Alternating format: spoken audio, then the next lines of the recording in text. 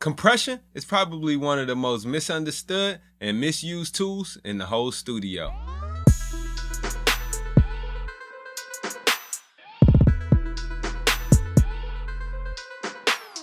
What up, yo? This your boy Wavy Wayne. The Wavy Wayne tip of the day is going to be all about how to use compression. We're going to explore some of the parameters and controls within a compressor and talk about some ways that you can apply a compressor to your signal. Now, what is a compressor and why do we even need to use it?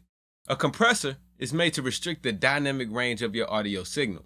Dynamic range is known as the span between the loudest sound and the softest sound within your mix. Now, we want to use compressors so we can have a more smooth, consistent signal throughout our recording.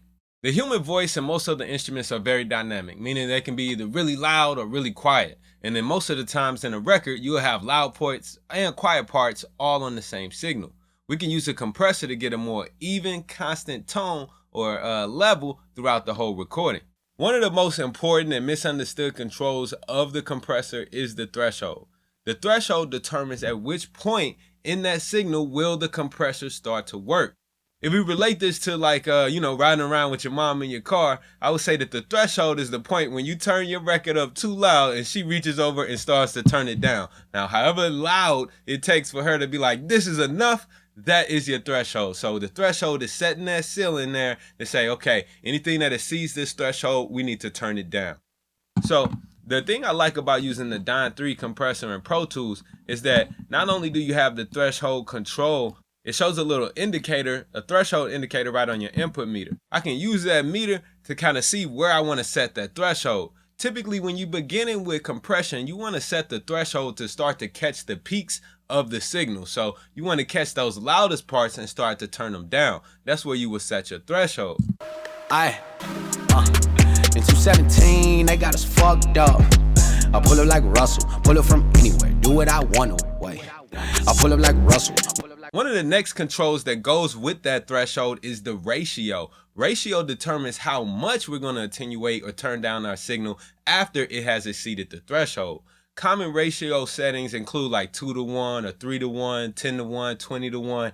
A 2-to-1 ratio means that if we have a signal that exceeds our threshold by 2 dB, only 1 dB will be allowed to pass. So in the same thing, if we're using a 4-to-1 ratio, if a signal exceeds the threshold by 4 dB, only 1 dB will actually be allowed to pass. So the higher the ratio, the more heavy compression you're getting.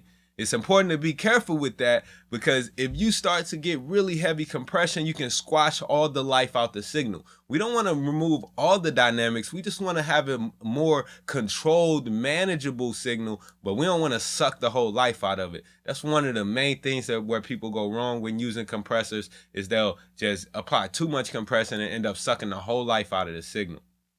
So with the ratio for vocals, I'll typically go with a ratio about 3-to-1 to 4-to-1.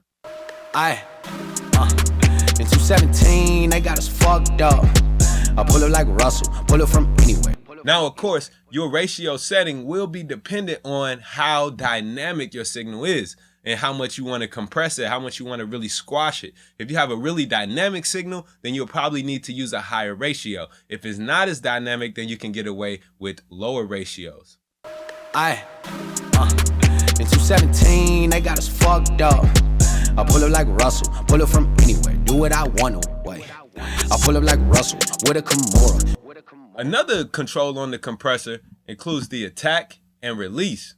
Attack determines how fast or how soon after the signal has exceeded the threshold will the compressor take to become fully engaged, okay? So the attack is kind of like how long after your mom is fed up with that loud music does she reach over, turn it down, and how long does it take her to get it all the way turned down? That's going to be the attack. The release is after the signal has gone back below the threshold. How long is it going to take for us to release that compression or for your mom to take her hand off of that volume knob and so you can control it and turn it back up again? So that's what it's going to do. Fast attacks are really going to take off that initial peak of your signal. So be careful with that. That's a really easy way to suck the life out of your track is by having fast attacks. The release time is going to be more dependent on the type and style of music that you're working on. So you'll be able to figure that based on listening. You want the release time to be as short as possible without you hearing that compression turn off. In 217, they got us fucked up. I pull up like Russell, pull up from anywhere, do what I want to, wait. I pull up like Russell with a Kimura. We smoke the cone and I order to.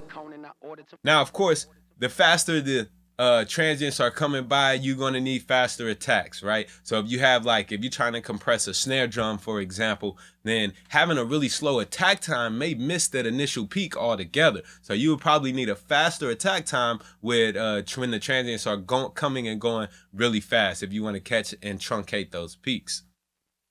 In 217, they got us fucked up. I pull up like Russell, pull up from anywhere, do what I want to, wait. I pull up like Russell with a Kimura. We smoke the cone and I order tempura. I got the sack. Cool. So we always a lot of times think about compressors as making signals louder, but what they're really doing is taking the peaks and turning them down. But on the opposite end, by having a more managed constant signal, we can get more overall volume on our signal because the peaks are not going to start to clip and distort on that top end because we've turned those down. So now we can bring the whole signal up and get it more louder, okay? To do that, you want to use the makeup gain. And typically, when on that makeup gain, you're going to apply however much gain reduction you're getting. So as I'm watching my meter while I'm compressing, if I notice that I'm getting about 3 to 4 dB of gain reduction, then what I'll do is use the makeup gain to add that amount of gain back into the signal. That way the overall signal is staying pretty much in that same pocket.